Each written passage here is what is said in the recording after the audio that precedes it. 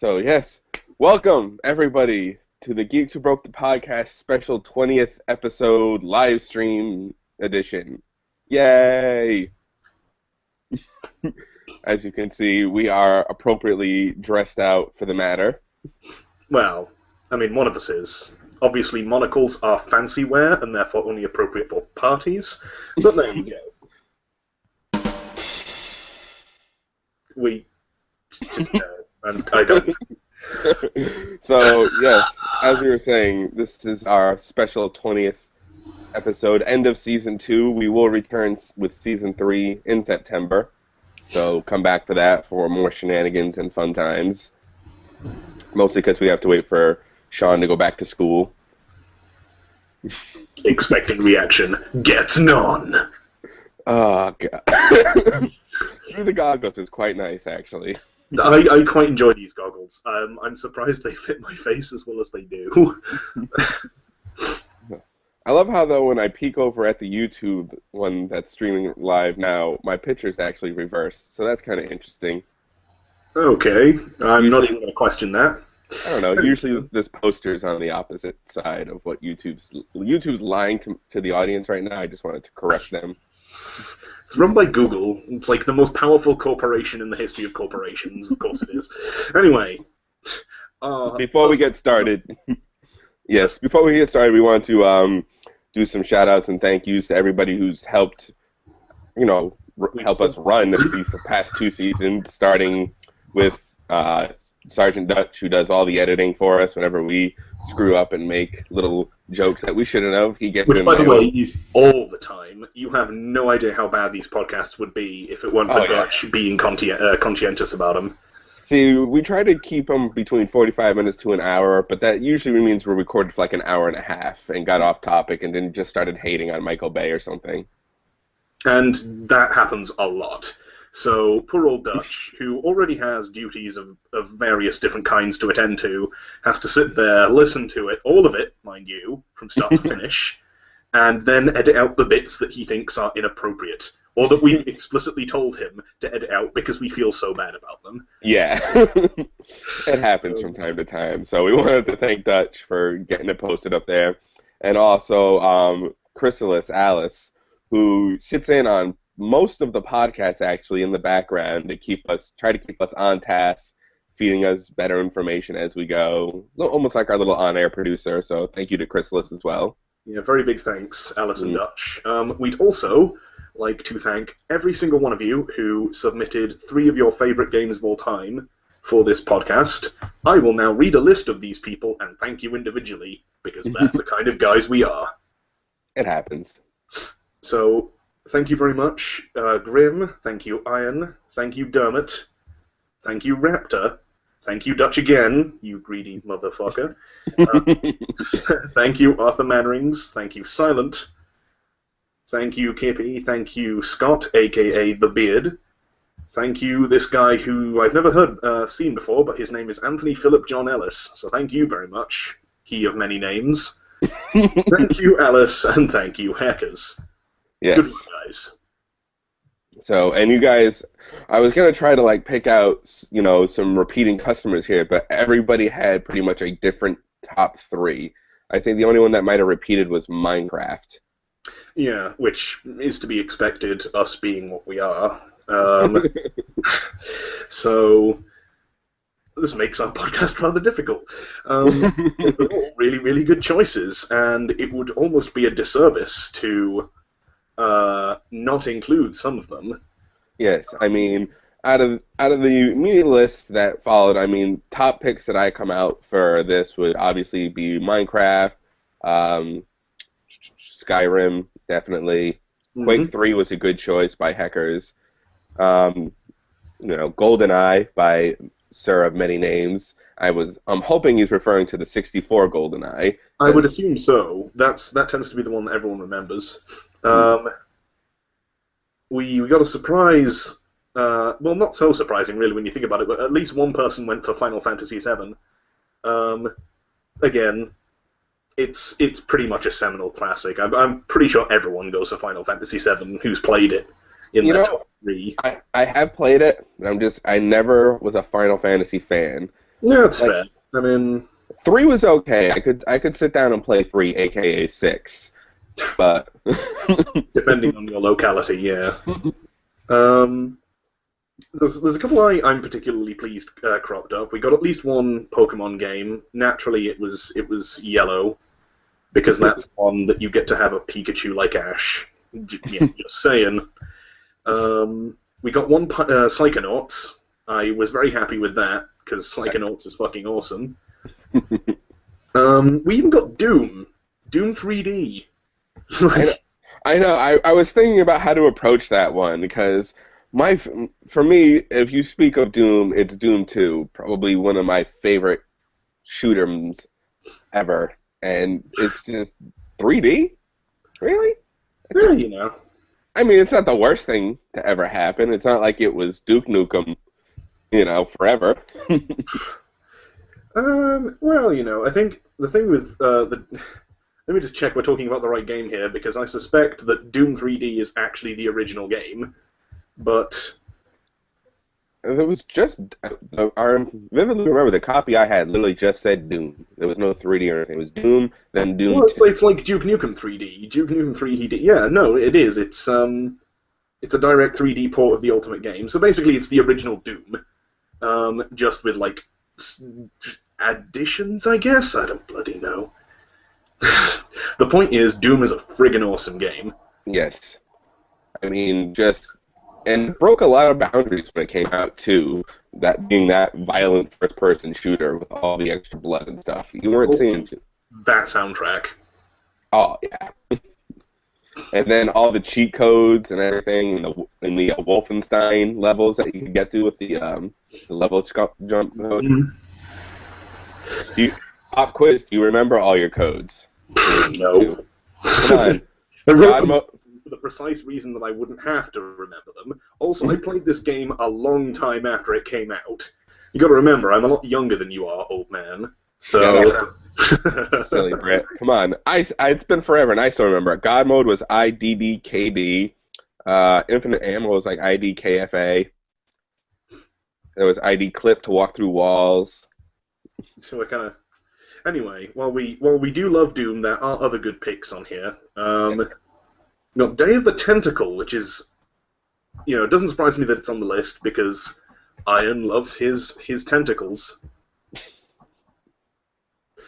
No, that's not implying that he is my love slave. No, it's just the opposite. It is just blatantly stating it. But yeah, there's been surprisingly good picks. I was very impressed with the list we got. I agree with some of them, and some of them are even on my list. So, all in all, Yes. thanks very much, guys. This has definitely helped us out and kind of Yes. narrowed our focus. Shall we talk about some of the ones that we're familiar with that were picked? Because I'm not familiar with all of them, and I doubt you are either. No, I can't say I played them all. I mean, yeah. I think we should probably start with the game that is more popular amongst nerds than, I don't know, as Anything, really. as Zero Punctuation put it, it is more popular than a six-sided button die with tits. Yeah, that pretty much works. So that's of course Minecraft. I mean, Minecraftia, however you want to put it. It's just Minecraft, boy. Where do you start with that? it's trying to explain Minecraft. This is how I always tell people. I'm like, you can't watch somebody play Minecraft, and then when you sit down to first start playing it, you're gonna think to yourself, "This is retarded." But then 6 hours have passed, and you're picking out wallpaper for your main dining hall. Now you're just deliberately ripping off Yahtzee. Get out. But it's so true. I mean, the best way I've heard of explaining it is that it's like Lego, but virtual. And that is basically its whole appeal. That, it's almost to the point where adding stuff like the end and the final boss of the game almost seemed like a counterproductive thing to do, because it completely takes away from why people play Minecraft in the first place. yeah, Which is but just to make cool shit. But that's still the primary focus, though, because I've done the end and everything, and it just puts you back into your world. It's like, okay, let's keep going. No, that's fair. But yeah, I mean, it's not like you lose everything once you've done the end. no, that's true. Thankfully, it does the Pokemon thing and just reverts you back to some place wherever, and you still have all of your stuff, and it's even better than before now.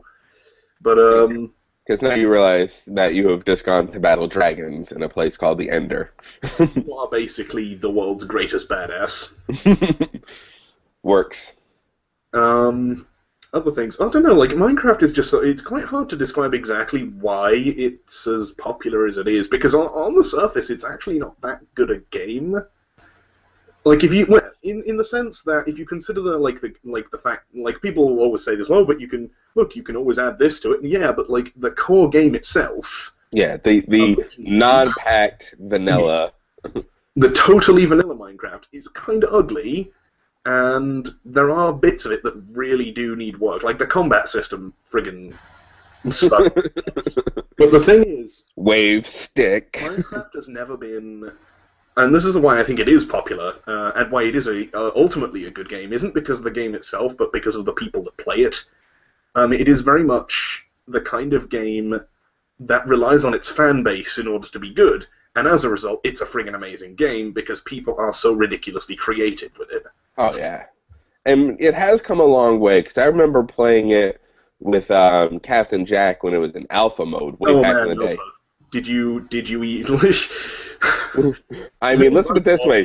When we bought it to start playing it in alpha, I think it cost us $3. Yeah, it was actually pretty cheap. It was like something like £4 over here for some reason. I'm pretty sure it was a bit more than it might have been a bit less. I don't know, but it was a pretty basic game. I remember the first night like punching a hole in a hill and just hiding in it because no, like those goddamn mobs.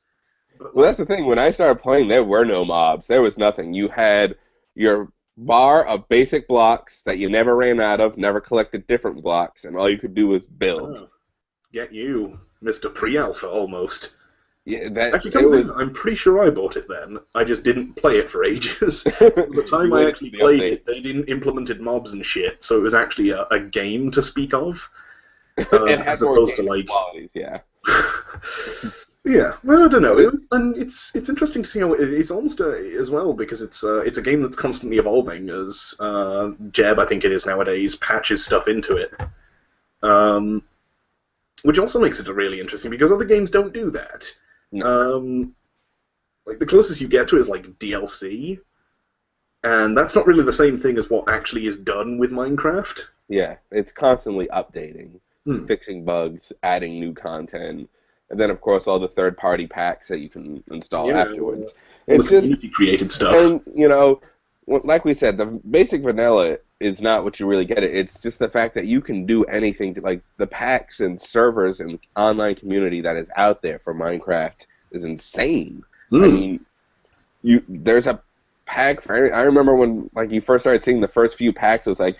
They were so simply had the Zelda theme pack or like a simple... I remember the Zelda pack. I was very disappointed when it stopped getting updated.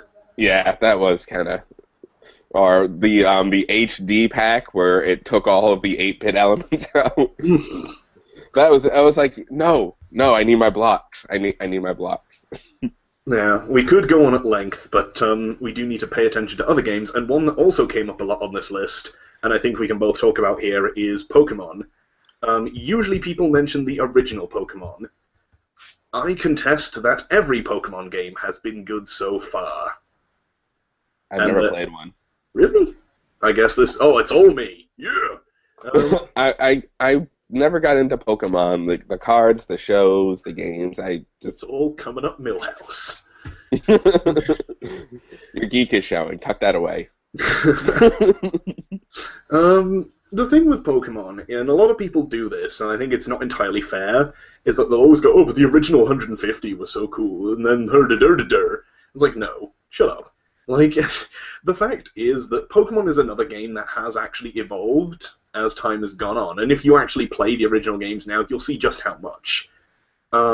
It's not simply the addition of, 150 Pokemon, or 150 or so, Pokemon each generation, that's doing it. It's stuff like game mechanics, graphics, how the plot actually plays out. Like, the first game's plot is fairly simple. Go to something like Ruby, or maybe even further. I haven't actually played Beyond Ruby yet. I know, terrible. But, yeah, I know you wouldn't care. Nah, not But really. somebody watching. Take those damn goggles off too. Okay. You've had your fun. Hey, it's Um, a Kraken. but it's evolved quite nicely. And really, some of the cooler designs of Pokemon have come later. Like a lot, I do like a lot of the original 150. At least three of them are in my top 10 Pokemon of all time.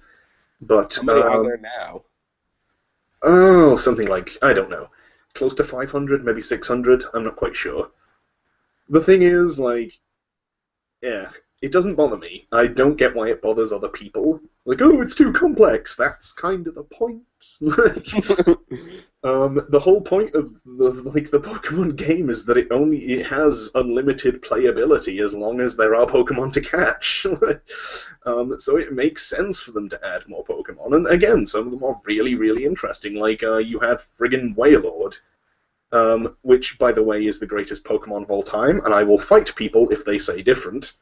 What would It make looks this like a one so blimp. special? It is a whale that looks like a blimp.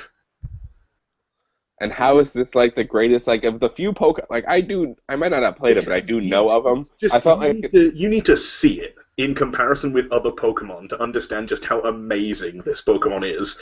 To the point where there's a meme comic running around where it's like Pikachu versus Wailord, and the trainer orders Wailord to do body slams. All you see is the Pikachu with the biggest shit my pants expression ever, just standing looking up this giant looming shadow like. but I thought like the most powerful thing was that Mew or I didn't say whatever. powerful. I said greatest. Power Okay. with Pokemon. Apparently, there's a difference. Oh, it is with power games, but we don't talk about power gamers. But yeah, Pokemon. Pokemon is a good series, a really good series, and generally speaking, it's managed to stay relatively fresh. I mean, there are moments where it's kind of the same thing, like, oh, look, it's Team whatever the fuck. I wonder what that gimmick is this time. But at the same time, it's kind of that element of familiarity that makes it interesting, especially when they do change things. Like when in later games, when things are so far removed from the originals, and you suddenly get this reference to Team Rocket, or something like that, and you're like, oh, I just got rewarded as a fan. It's that kind of series. I think that's definitely one that not everyone will agree with me on my particular summary of it. And somebody's probably raging, like, no, the original 150 are like the best. I don't know. The only But person I I don't. know that probably knows everything about Pokemon would be Alpha. Oh yeah, and actually, if if I hope she's watching this and isn't planning to punch me because I said something inaccurate. So if you're watching, Ivalfa, hi, please don't like attack me. She correct me and then advise me on the best way to train up my team because she really is the Pokemon master. Like fuck Ash. Ivalfa's where it's at. All right, moving on to another game on our list from Let's see submitted. what else comes up a lot. Well, it only came up once, but you got to talk about GoldenEye 60. You know what? Yes, we do because I 'cause remember playing that with a bunch of friends, and it was the most fun ever. I argue that it's probably the greatest, like, especially for multiplayer purposes, first-person shooter game. I Like, debate that. I think these days TF2 has pipped it, I don't know, but but the back sheer in the day, GoldenEye was the game. I mean, mechanically, it worked great. The level, like everything about it, the layout, the levels were good. How it played, like even just the button control on the controller were laid out nice. Like everything was just perfect, and it was that great. Like you had your four friends, and you put it on Golden Gun rule, and then by the end of the night, you all hate one person. Because they're that dick who keeps getting the quickest shot. Um, the thing with GoldenEye, especially with that comparison, and we're going to bring it up when I talk about one of my favourite games of all time as well later on, is that although it has been bettered, in my opinion, as time has gone on, I think TF2 is now the seminal multiplayer first-person shooter. Like, you cannot argue that it is brilliant. Oh, it is. But GoldenEye will Crackers always that. be, like, the king. He's like the real OG. Definitely. Like the 2-pack to today's Lil Wayne. And oh no, that's not a fair Yeah, comparison. I was gonna say that was horrible. I mean, somewhere where Tuvok is still alive, he hates you right now. I'm sorry, Tupac. But It's Tupac, not Pac. Pac. I'm an Englishman. What do you want from me? But yeah, I mean the thing with like GoldenEye, like you say, was just so much fun. Like especially when you could do like stuff like the big head cheats, which actually made it harder to play because head cheats were easy. Oh God, what was your favorite mode for that? Like Um, weapon settings, anyway, I for just the like party. giving everyone Moonraker lasers because it's ridiculous. Like people talk about the Golden Gun, but the Moonraker laser was more fun. Yeah, I don't know. I always had fun with explosives and like permanently explosives. You leave stuff in a room, so you hear the bomb go off. There was always that one dick who'd find that like a vent or something you could crawl in and be the campy bastard. Ugh, that guy. Well, there was like name one shooter game that doesn't have a camper scenario. That's true, but it was especially aggravating with with GoldenEye because you had a gun that could literally kill you in one shot, regardless of where you shot someone. And you can Get that? guarantee if that motherfucker got that gun, that would be it. Nobody else would have fun the entire night. Nope. Like At I least said, by the until end of the night, you all hate one person. at least until one of you or all of you wrapped their cables around his neck and beat him to death with the controllers. That's probably a little extreme, though. Don't do that in real life. GoldenEye. GoldenEye was great. I mean, probably the best James Bond game there was. It is. I don't know. My second favorite might have to be Nightfire for PS2. I think before we move on to our picks, we do have to pick out at least one more choice and talk about it because otherwise we're completely wasting all these wonderful suggestions. They really are. I mean, I'm just trying to pick. I mean, I guess this one. I had a different pick in this series, but this is a pretty huge one for gamers. Would be Ocarina of Time. No, yeah, I imagine we're probably going to talk about that later, actually, because that is one of my picks. Spoilers. Ah. We can say that. I think instead of revealing the surprise, we could talk about Metal Gear Solid because Scott does rightly bring it up. Well, the beard usually is pretty good. It's one of those series like you're not sure, like it's just fucking weird. All right, let's just put it out there. It is a weird, weird series, and that is why people play it. Like, I can't really. I'm trying to think of a counter argument. I don't think it happens. Like, yeah. Some of the parody stuff actually could belong in the the fucking crab battle shit. Yes. Or even the stuff that they say non-canonically in Super Smash Brothers, where they start using codecs to rate the Nintendo characters upon like combat ability and shit. Like that could all happen. Like you just don't understand. Metal Gear Solid is weird. Like if Scott does he's gonna be like, oh, it's not that weird, you're just dumb. It's like, no, it's weird. Okay. This is also coming, Great fun. that's also coming from a man like me who watches a lot of weird horror films. Yeah, I mean, I'm sure we've both seen Carnosaur, with those hilarious sock puppet dinosaurs. But I mean, what the hell else can you fucking say about Metal Gear Solid? It just defies description. It does, but, well, its gameplay is really solid and everything like that. Yeah, no, it's a solid stealth game, if not one of the most famous stealth games in that respect. And certainly the boss battles are memorable, if nothing else, especially the Psycho Mantis battle, which everyone goddamn remembers because of the sheer weirdness, fourth wall breakingness of it. With his fucking he corrupts your memory cards. What? How does he even know you're there? You're the player. This is the fourth wall. Well, come on, you knew you had fun with that and hating on it all at once. it's really innovative. It's a really interesting way of doing a boss battle. I don't think a game has done it since. If it has, please bring it up. I would like to know. Um, I can't really. Maybe Twisted Metal. Fuck if I know. But yeah, big shout out to MGS. Yes. So with that, I say we move on to our personals. Since we already know one of yours, we can probably continue with you. The top three games. So friend. I'm going first, am I? Oh. Ladies first. Cool. In terms of the three games that I would play, that I've played, like, that played the most of, that have had the most impact, or whatever you want to, that I just plain like the most.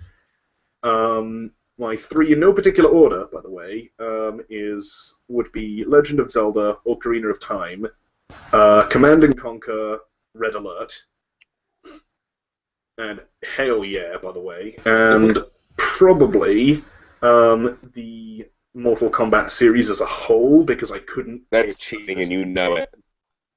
Pick one. That's cheating and you know it. Fine, I'll have to say the 2011 one, like the reboot, because I honestly felt it was really, really good. Yes. So, we'll talk about them in more detail in a moment, but now Mayo has to rattle off his, and then we'll go into them in detail, because that's how this works. Again, in no particular order, I don't know. For me, my favorite era of gaming was always the Super Nintendo 16-bit era. So that's where I get pretty much my picks from. But my top two are definitely Zelda: Link to the Past. No, that's fair. And Super Metroid. And then my third game, I did go more modern, but it was a game that made me just remember how fun gaming can be. And I just really had a ball playing it, and that was definitely Left 4 Dead 2. Yeah, that's fair. Those were my three. But I think we should start off with the Zelda, because right away, we both have a Zelda game. So what is it about Ocarina of Time that, appeals to you more than any other Zelda game?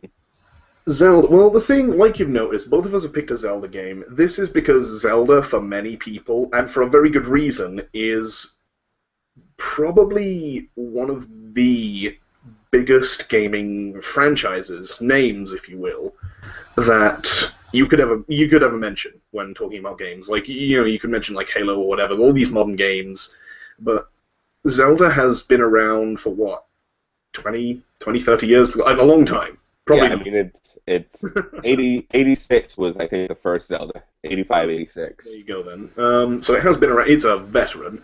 And the thing with the Zelda games as well is that as they have progressed, they have also told a progressively more complex story.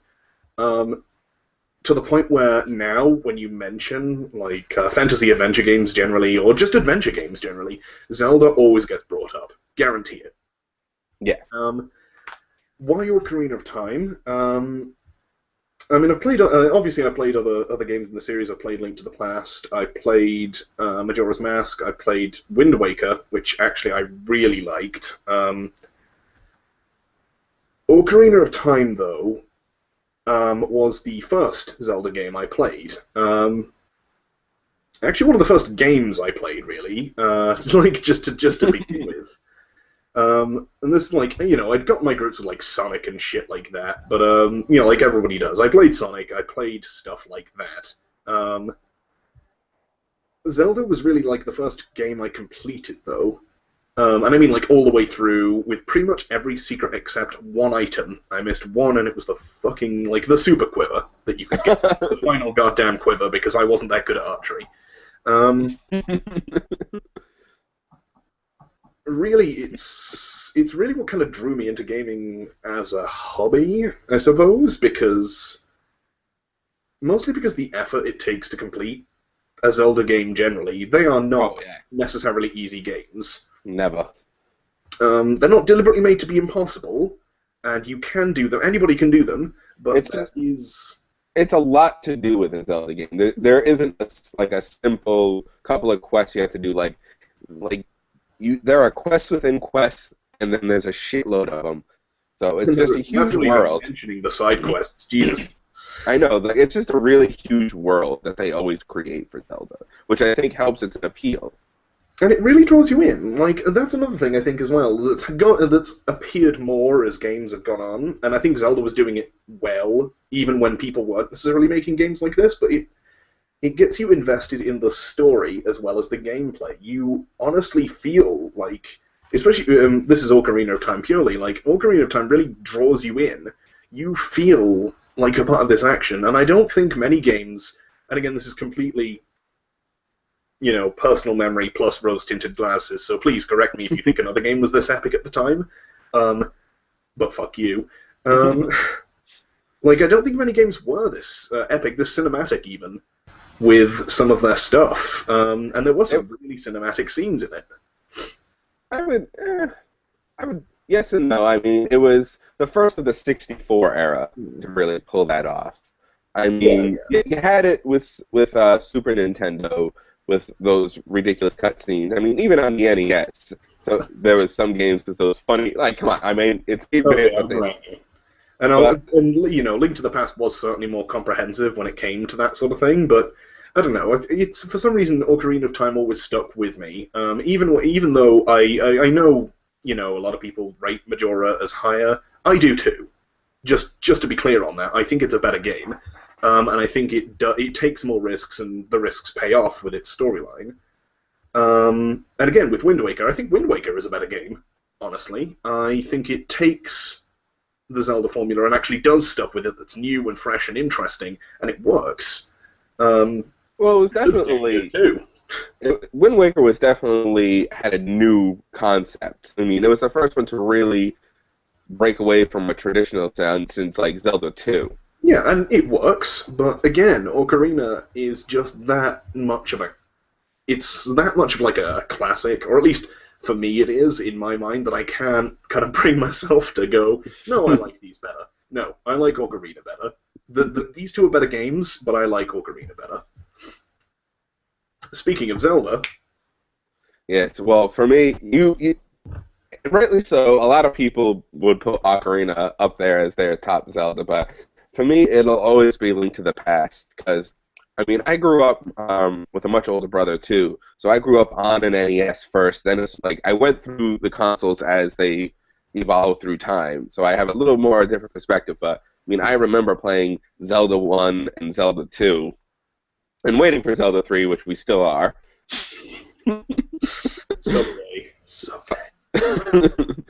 But, those... For me, especially, Zelda 1 especially, I was too young at the time to really get it, but that was like the one game on NES I couldn't beat till much later on in life. Like, it kicked my ass. It wasn't like any other NES games of the Mario stuff and whatnot, but when that came out, it went back to its roots of the overhead world, and and the Super Nintendo graphics, I thought, just worked for it so well. And like I said, it was all the little items, the story. I loved the gameplay. It was the game that I spent hours and hours playing and figuring out, because it was the first Zelda game that I beat without a strategy guide, too. Which, in those days, and even now, is kind of an impressive achievement. Like, it's to the point where people will allow you to use, like, in Ocarina, they'll allow you to use a strategy guide for the water temple, because that shit's broken. But like beating it, especially with like something like Link to the Past, that shit's hard, man. Like, I was determined. It took, like I said, it was hours and hours, but at that point when I had got Link to the Past, I had finally beaten 1 and 2 with strategy guides. Thank you, Nintendo Power.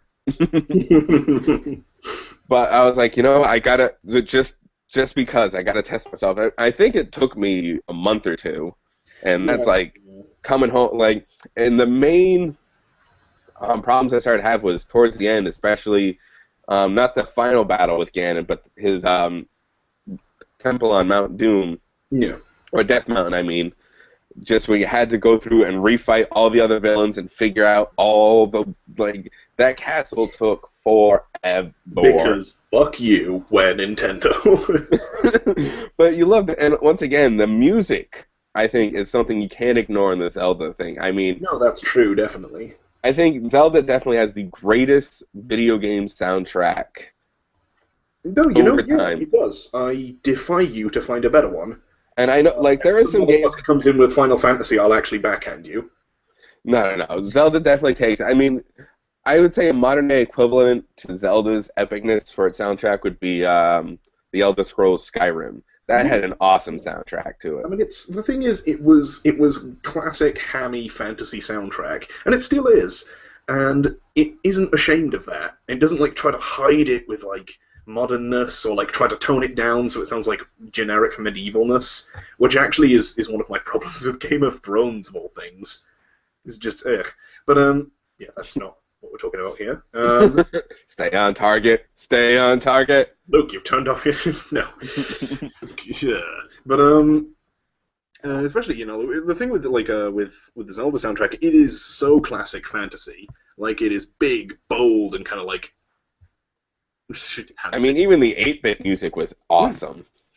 I mean, when you can take an 8-bit music, and I think definitely many people have done it, but there's a recording out there, I think, with the London Symphony Orchestra, where they recreate that. I mean, when you can have an orchestra of that magnitude take a video game, or Lindsay Stomp's epic rendition of Zelda on the YouTubes.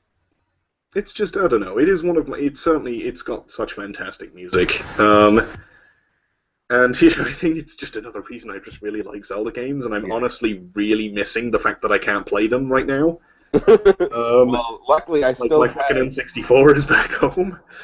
Oh no! Luckily, right now I don't have my Super Nintendo, my 64, all that hooked up, but I do have the Wii with all the games on the Virtual Console. Not bad. So I have been enjoying that. Speaking of random game, though, from a blast from the past that's not on either list, but that was just fun to play, Mario Kart 64. I don't recall if this is one of our picks, but sure, let's No, it isn't.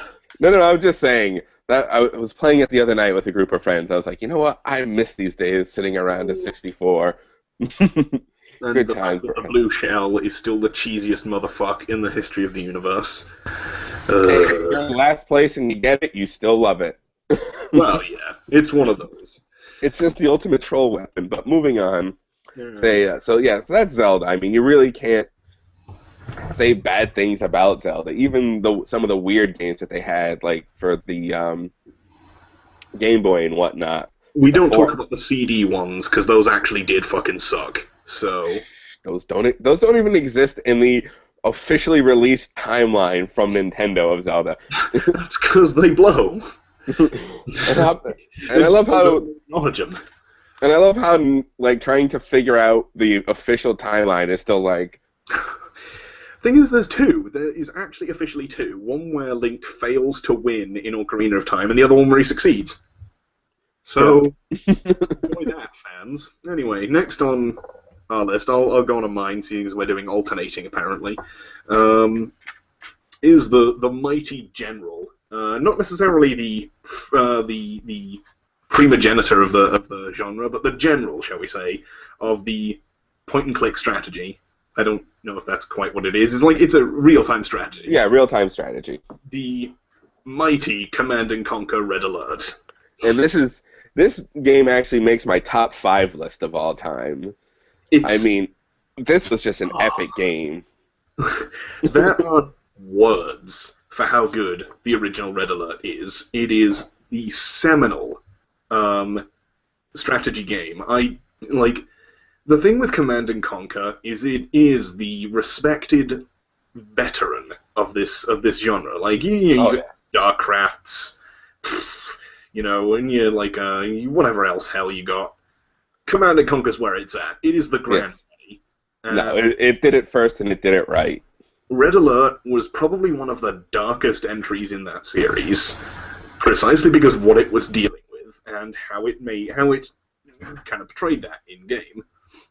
Yeah, no, it was definitely the bomb. I mean, my favorite part would be doing the skirmishes, playing as Russia, and just building mammoth tanks. Nothing but the classic mammoth tank rush, way before these fucking Zerg players and their Zerg rush came along. USSR players were kicking it old school with our mammoth tanks. then my favorite part too is just not even attack right, but just slowly make a circle around said base. Then like you keep an outlining circle, then you have your second battalion of tanks slowly just go like two at a time, one at a time, just to keep. And then whenever they try to run out, you have your perimeter guard. Oh yeah, It was just vile. Like, it was a horrible tactic, and even like it's especially when you got creative with it and stuff like that, like the super weapons, like the Soviet missile and what was it the UN had? It's not the UN, it's the Allies. The Allies had like a chronosphere or something like that. They basically yeah. fired tanks across the battlefield using time travel. How The is that atom not bomb. the greatest thing of all time? Oh God, it was great. I think one of my favorite things is one of the base defenses in the Tesla coils. The Tesla calls were friggin' awesome. I actually had more problems with the pillbox in the actual game, mostly because Soviet troops friggin' suck. So, which is the point? They're all conscripts. So you'll use them as like the human wave just to test what people actually have there, and they'll get fucking murdered before they even get anywhere near the base. Because if someone's put their pillboxes just right, you're screwed. Yeah. Sorry, game over. So yes, moving on. That's Red Alert. You can't say too much more about it, but definitely one of my picks. This is a game that I actually probably consider the best game ever for console specifically. Would be Super Metroid. I mean, that game is just so awesome. I am myself a Metroid fan. I'll prove it even. Check him. Check her. Yes. You will address her as Miss or Lady Aran, possibly even Sir Boss Madam, depending on what she fucking asks you. Say my name, bitch. Metroid, I was more of a Prime player. Prime was where I got onto the series, but I did play some of the 2D ones afterward. But yeah, go ahead. Tell us why you... No, like, again, I had the similar experience that I did with Zelda, but I got far more satisfaction out of Metroid, mostly because it was a much darker game. Like I said, I've always been into like that horror, dark element, so just that scary randomness, and once again, the hugeness of that game and all the stuff you had to do, and in specific order sometimes. Like, you got, one item before getting another item, you might not be able to get out of said area. It's like... The thing as well, I think as well, that kind of sticks with me about Metroid is it's pretty much one of the only game series that has consistently used a female lead. Yeah, other than like Tomb Raider. I'm not a fan of Lara Croft, at least I wasn't No. until she got rebooted, at which point I kind of started liking her. Lara Croft has been really boring for me. Yeah, I never liked Tomb Raider, even as a game itself. I thought, just never was a fan of it. The thing is, like, it's notable as well that she's probably the only one that people can name, I guarantee it, the only one that mainstream gamers can name off the top of their head when they, like, main female protagonists. They'll go Lara Croft, Samus Aran, or Aran, depending on how it's pronounced. Because I don't actually know. And up until fucking Other M, she was probably the strongest female character in games. I guarantee it. Ain't nobody.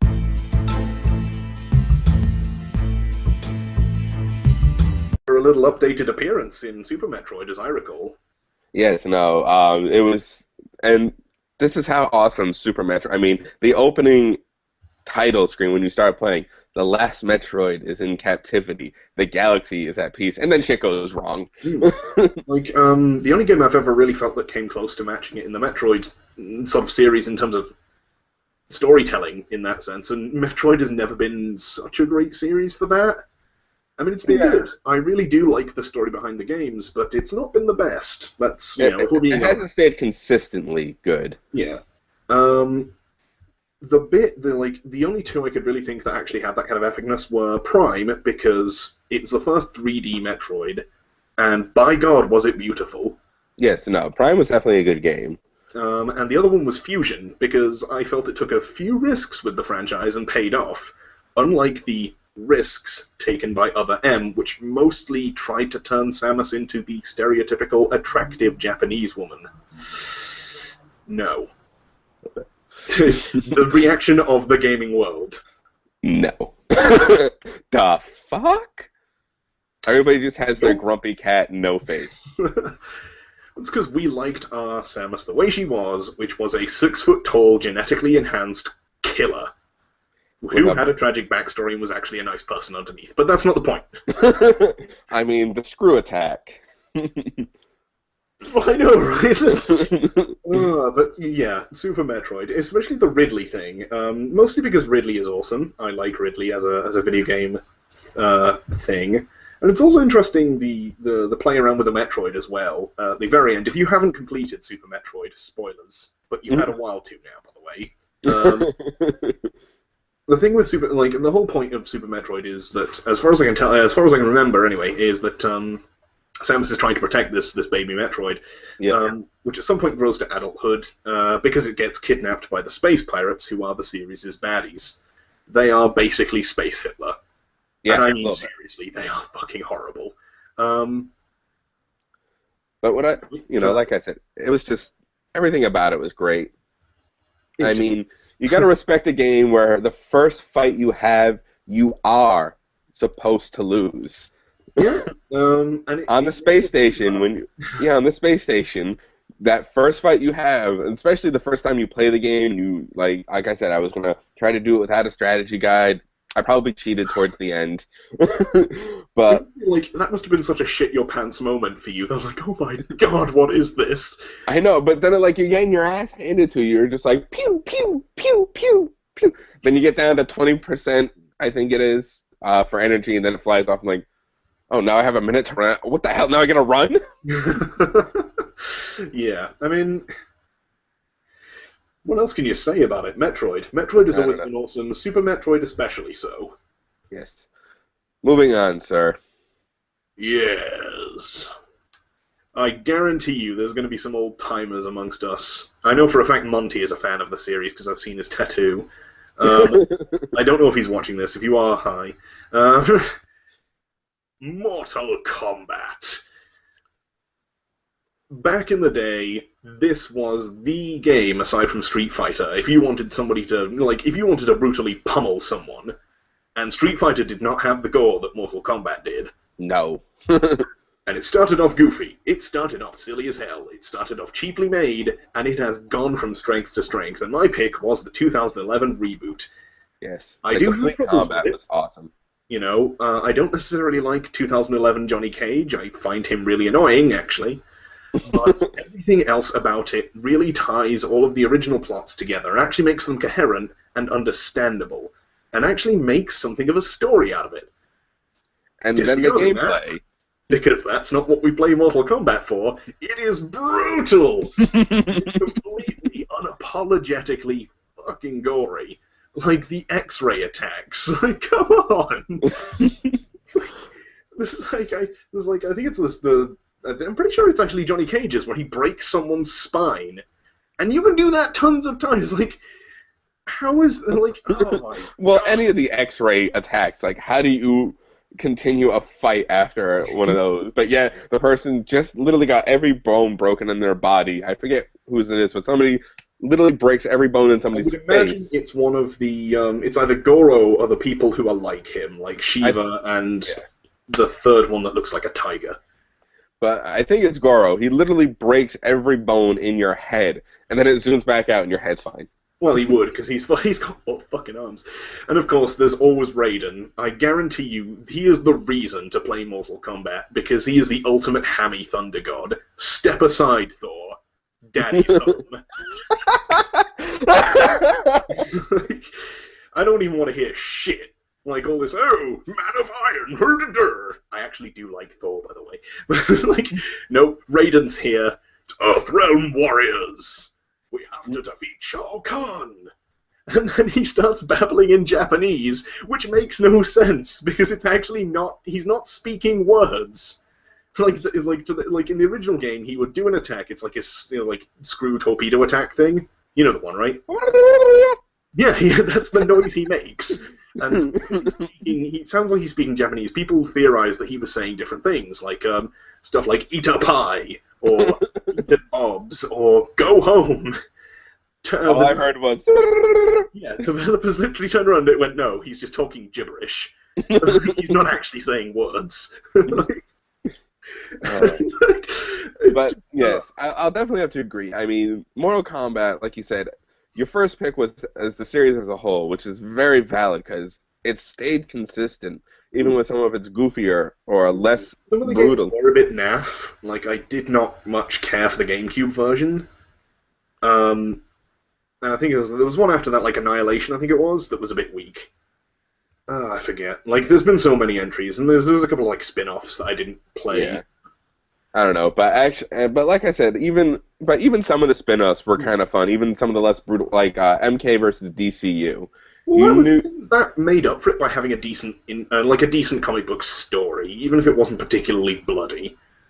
But the thing with 2011, the reboot, is that I think in many ways it kind of saved the series from obscurity.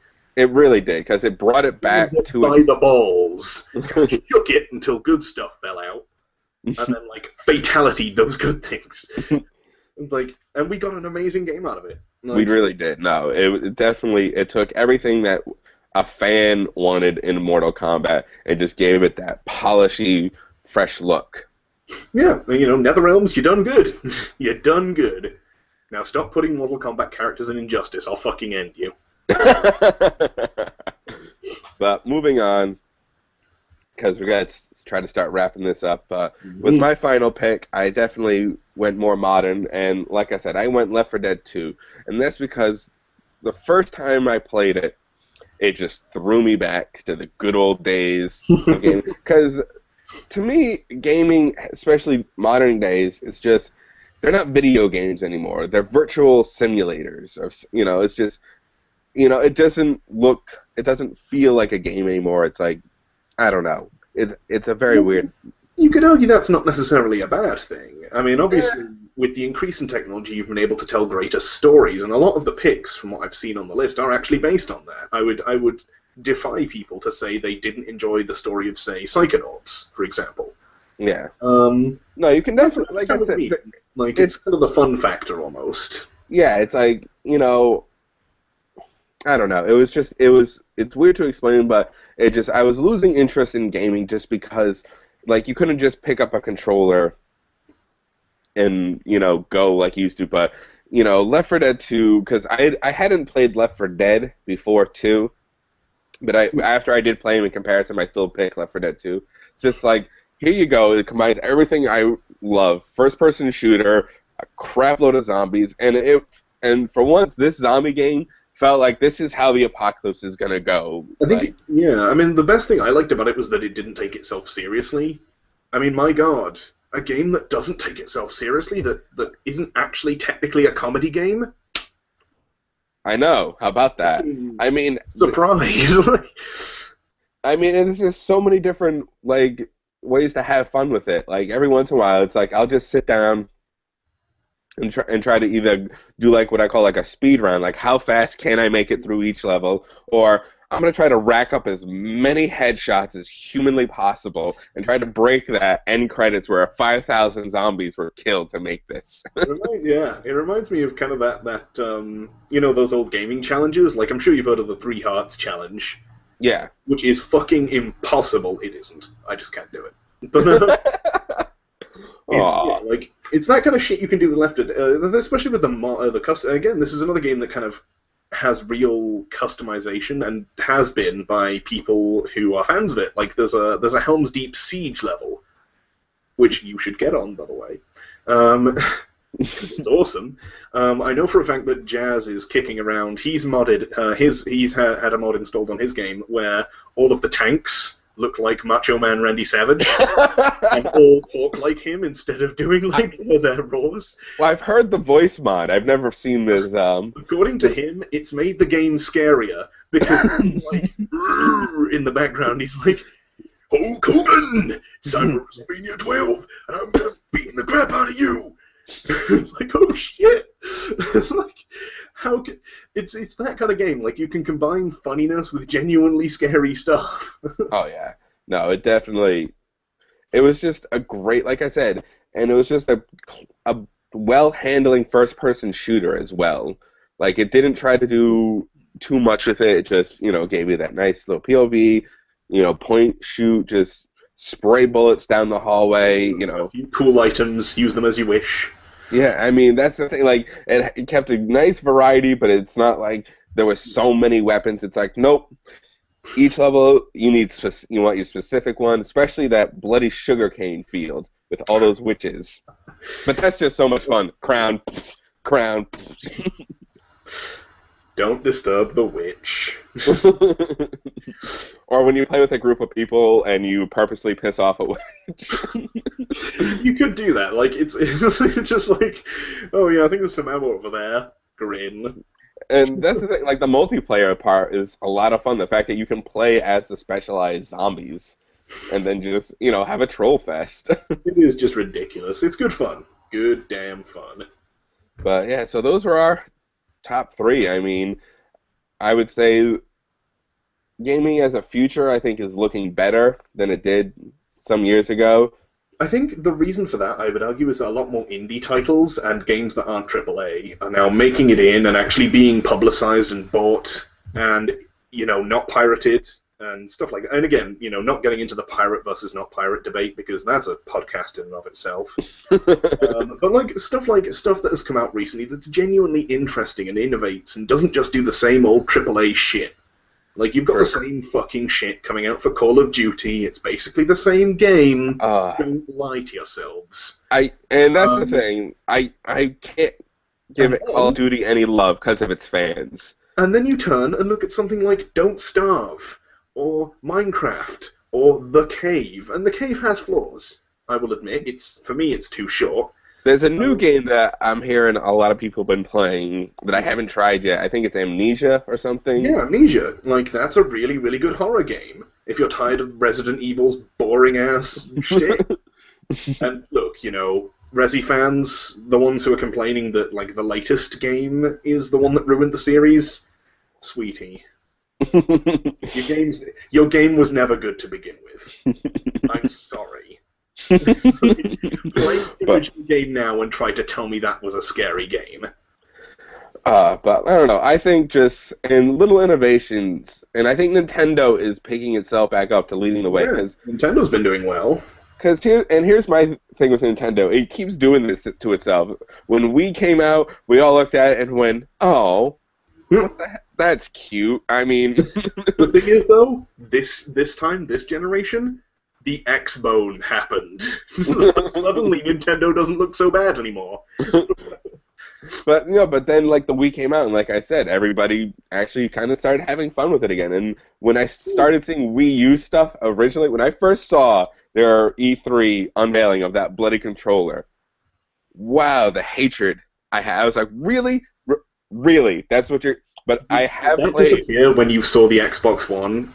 Did that just get eclipsed? We're getting to that. We're getting to that. Oh, boy. We're getting to that. Leave it alone. But I have played on a Wii U, and you know what? The games I've played on it are a lot of fun. And that the controller is huge, don't get me wrong. And I actually tried playing Super Metroid with that controller. Did it work it's out? really awkward to like have your hands that far apart, and like it's awkward to do old, but like the games are coming out with that are designed for it. Like there was I forget, it's like Mario Land, or like I just call it Mario Party. But there's a game where you race around, you have the one person run, and they use the big controller so they can see the whole map and screen, and then everybody else looks at a main TV. They try to catch you in these levels, so it's like a game of tag. That actually is a really clever way of doing it, because it stops like screen watching. That's cool, I like that. And I speak for both of us when I say I can't wait to see what they do with the Zelda series on the Wii U. It's like I said, I thought I was really against it, but having played with one, it's just, it's good. It actually works. As well with Nintendo, not to, like... The thing is, they're pretty much the only completely gaming company that's still in the running, in terms of the console wars, as it were. Like, Microsoft and Sony are just massive multimedia corporations. They do everything. Nintendo, no, it pretty much does games. Nintendo does Nintendo. But speaking of new ones,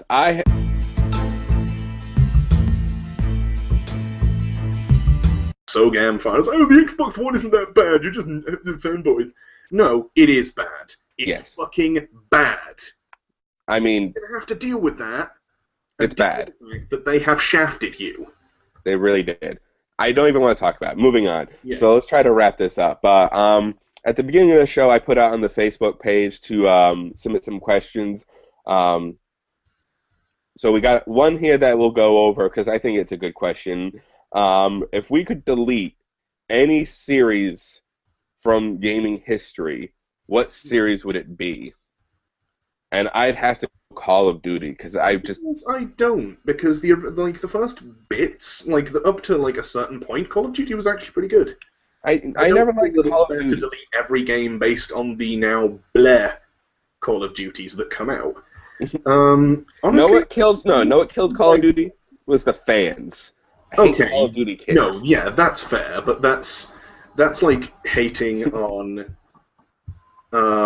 That's unfair. On its own merits. I can't tell if I'm still on camera or not because yes, you are. Okay, cool. But the thing is, I wouldn't delete any series, honestly, because by deleting a bad series, you're essentially erasing the ability to learn from its mistakes. And God, do we need to learn from the mistake of Resurrection, or whatever the fuck it is they call that, Colonial Marines. Resurrection 2.0, the retcon. That fucking piece of shit game that Gearbox shat out after handing out bits and pieces of it to different companies and going, finish this. Yeah, no. I would even keep that just...